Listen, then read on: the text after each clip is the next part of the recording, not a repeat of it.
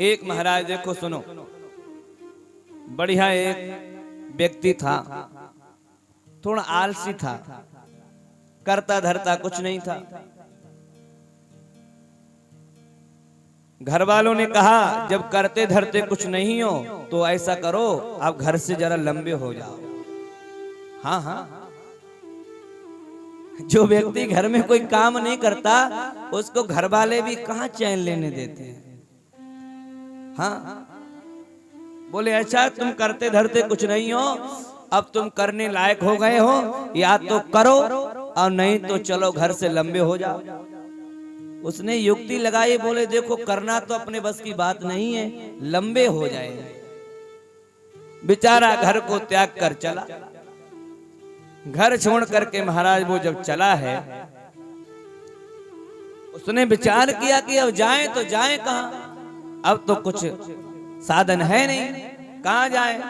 बोले चलो किसी तीर्थ में चलते हैं। बोले ज्यादा कुछ नहीं होगा तो कम से कम पेट भरने के लिए भोजन तो मिल ही जाएगा। तीर्थों में तो बहुत भोजन है, हमारे वृंदावन में चले जाओ भोजन की बिल्कुल कमी नहीं है। कितना भी करो, सुबह से शाम तक करते रहो, खाने पे ही लगे रहो, कोई कमी नहीं है। हाँ, तीर्थों में कोई कमी नहीं होती।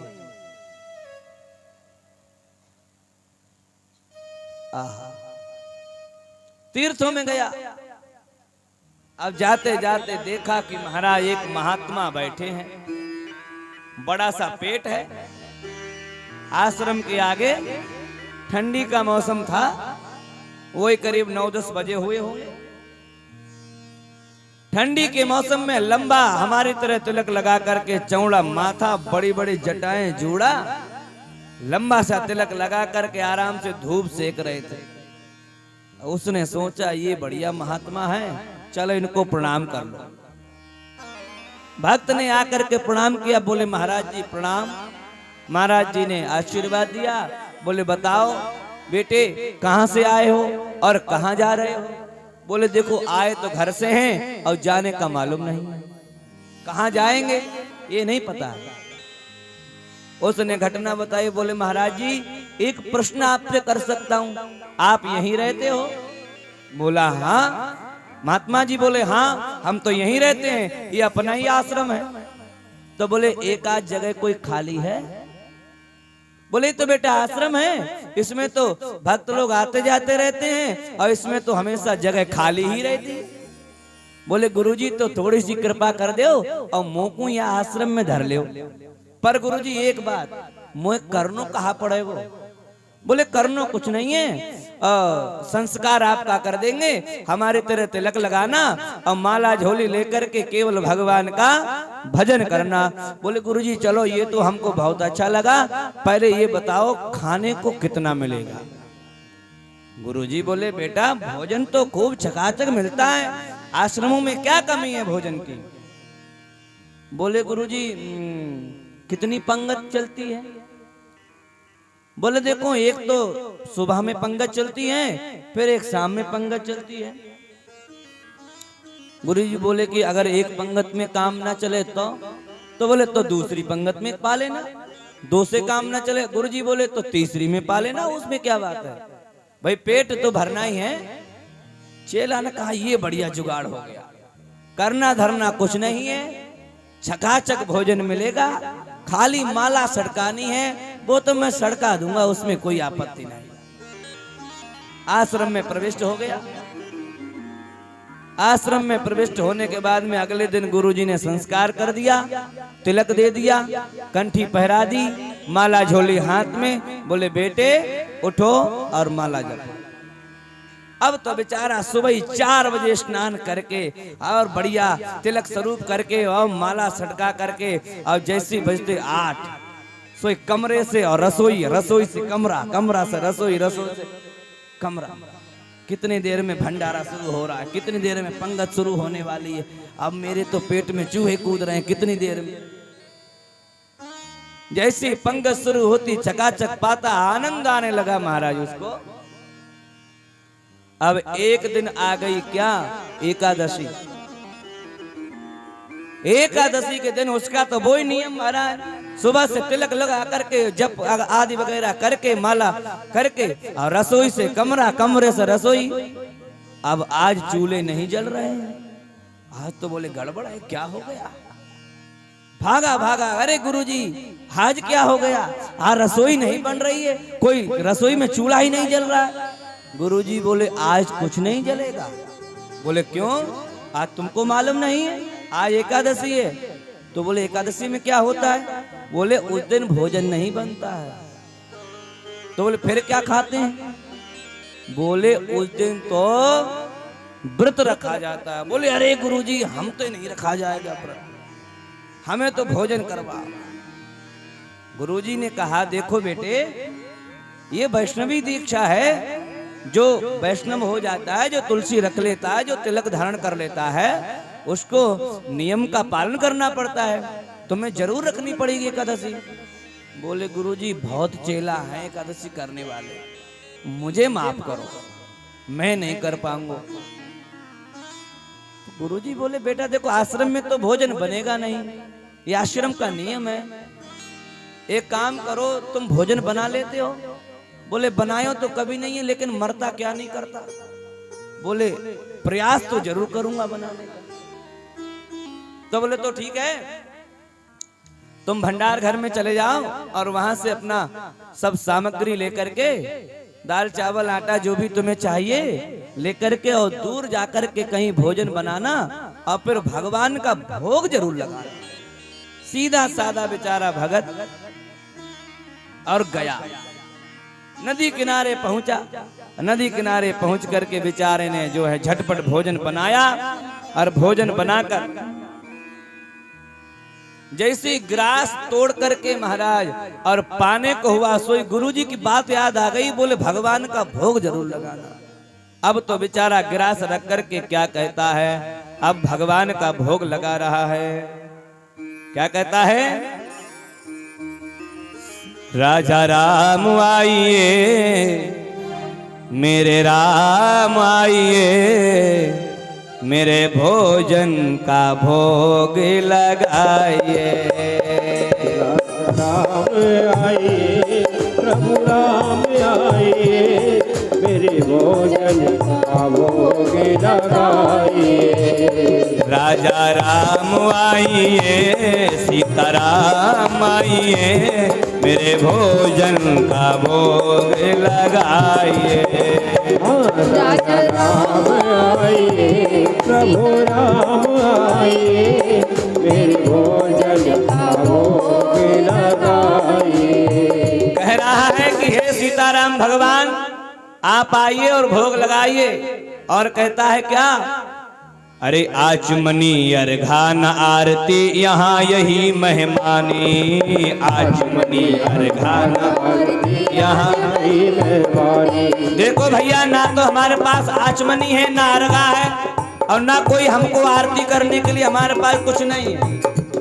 और कहा यहाँ तो आप आओ और सूखी रोटी का भोग लगा करके आनंद करो।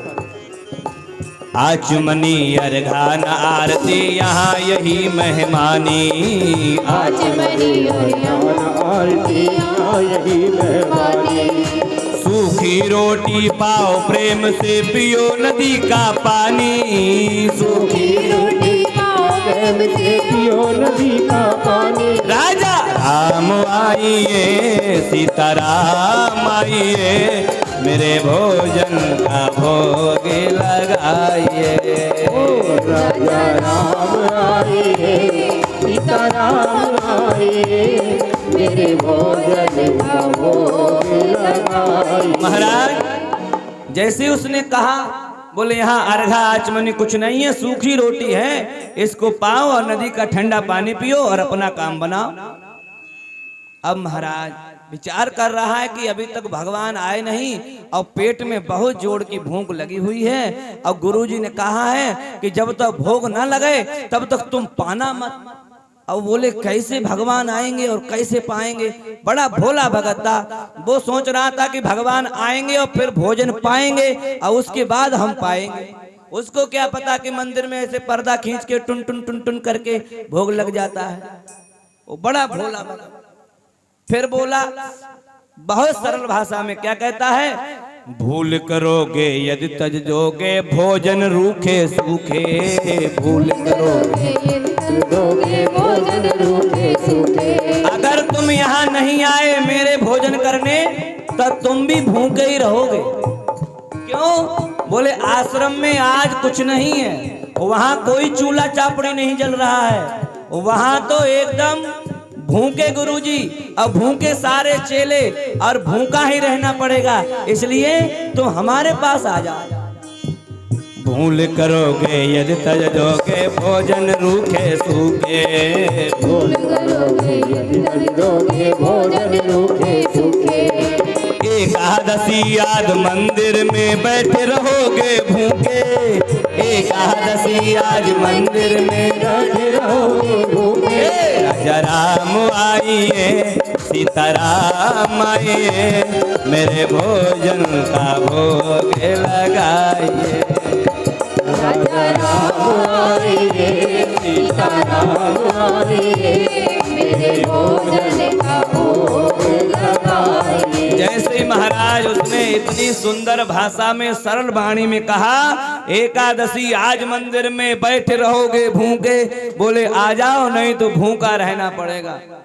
भगवान ने सोचा ये तो बड़ा भगत बहुत बढ़िया है, इतने भाषा अच्छा बोलता है, तो भगवान बैठ विपिन में भक्त ने कीनी प्रेम पुकार। जैसे ही महाराज पुकार हुआ तत्क्षण भगवान प्रकट हो गए, सीताराम भगवान। अब जैसे ही भगवान को आते देखा, अब भगवान को देखे और भोजन देखे, फिर भगवान को देखे फिर भोजन देखे। बोले हमने तो दो का बनाया और ये खुद ही दो आ रहे हैं, तो हम क्या पाएंगे। पर विचार करता चलो कोई नहीं, थोड़ी बहुत एकादशी हो जाएगी, कोई बात नहीं। भगवान आए, भगवान को भोजन पवाया, पवाने के बाद में कहता महाराज थोड़ा जल्दी आया करो, आप बहुत देर करते हो, देखो मुझे बहुत भूख लगी हुई है, अब आप जल्दी आया करो। भगवान ने भोजन कर लिया। भगवान ने कहा देखो भगत तुम्हारा भोजन बहुत अच्छा था और आनंद आ गया। भगत बोला देखो अगली बार जल्दी आना और मैं बना करके रखूंगा, जैसी मैं बुलाऊं सोई आ जाइए। भगवान बोले हाँ हाँ देर नहीं करेंगे, बिल्कुल आ जाएंगे। अब महाराज उसने भोजन किया और भोजन करके आश्रम में चला गया। ये बात गुरुजी को नहीं बताई, क्योंकि वो समझ रहा था कि मंदिर में भी भगवान आते होंगे और खा के चले जाते होंगे। फिर 15 दिनों के बाद में एकादशी आई। फिर उसने कहा बोले गुरुजी उतने राशन से काम नहीं चला, राशन थोड़ा सा बढ़ाइए। गुरुजी ने सोचा भूखा रह गया होगा, ज्यादा खाता होगा, चलो थोड़ा और ले लो। बोले ठीक है, रसोई घर से जितना तुमको चाहिए उतना ले लो। अब की बार उसने 3 लोगों का भोजन लेकर के राशन और चला। 3 लोगों का भोजन उसने बनाया नदी के किनारे, और नदी के किनारे फिर भगवान को बुलाया। अरे सीताराम आइए, लक्ष्मण राम आइए, मेरे भोजन का भोग लगाइए। आइए सीताराम आइए, मेरे भोजन का भोग लगाइए। जैसे ही उसने बुलाया मेरे भोजन का भोग लगाइए, महाराज लक्ष्मण जी के साथ में सीताराम भगवान प्रकट हो गए। अब फिर भोजन देखे और भगवान को देखे। बोले महाराज पिछली बार तो 2 आए, 1 का बनाया तो 2 आए, इस बार 2 का बनाया तो 3 आ रहे हैं। बोले लगता है भगवान का परिवार कुछ बड़ा ज्यादा ही है, पर कोई बात नहीं, चलो पर बहुत अच्छे लगते हैं, कोई बात नहीं, चलो पाओ भोजन। भोजन पाया। भोजन पा करके महाराज अब की भगवान से पूछा देखो पहले मुझे एंट्री कराओ, तुम कितने आओगे, मैं उसी हिसाब से बना करके रखूंगा। भगवान नहीं नहीं नहीं, ज्यादा लोग नहीं आएंगे, तुम तो आराम से बना लेना। बोले नहीं बता के जाओ। मैं उतने ही व्यक्तियों का भोजन बना करके रखूंगा। भगवान ने कुछ नहीं बताया, भगवान चले गए। सोचता है वाह, चलो थोड़ी एकादशी हो गई, लेकिन कोई बात नहीं, आनंद खूब आया। फिर आया आश्रम, फिर गुरुजी से कुछ न कहा। फिर 15 दिनों के बाद एकादशी आई। बोले गुरुजी देखो, एक को बुलाओ 2 चले आते हैं, 2 को बुलाओ 3 चले आते हैं, एक काम करो कट्टा भर के राशन दो। गुरुजी ने कहा कट्टा भर के राशन दो, क्या बेचता है? इतना तो खा नहीं सकता। और भगवान तो आते ही नहीं है, वो तो मंदिर में केवल भोग दिखा दो और भगवान पा लेते हैं। बोले गड़बड़ है, देखना पड़ेगा आज। बोले ठीक है, जाओ ले जाओ। उसने पूरा कट्टा भरा राशन का और चला नदी के किनारे। आज भोजन नहीं बनाया, और कट्टा रख दिया और भगवान को बुलाया। बोले पहले बुला लूं, कितने आएंगे तब देखूंगा। और बुलाया, अरे राजा राम आइए, सीता राम आइए, मेरे भोजन का भोग लगाइए। राजा राम आइए, सीता राम आइए, मेरे भोजन का भोग लगाइए। जैसे ही पुकार किया,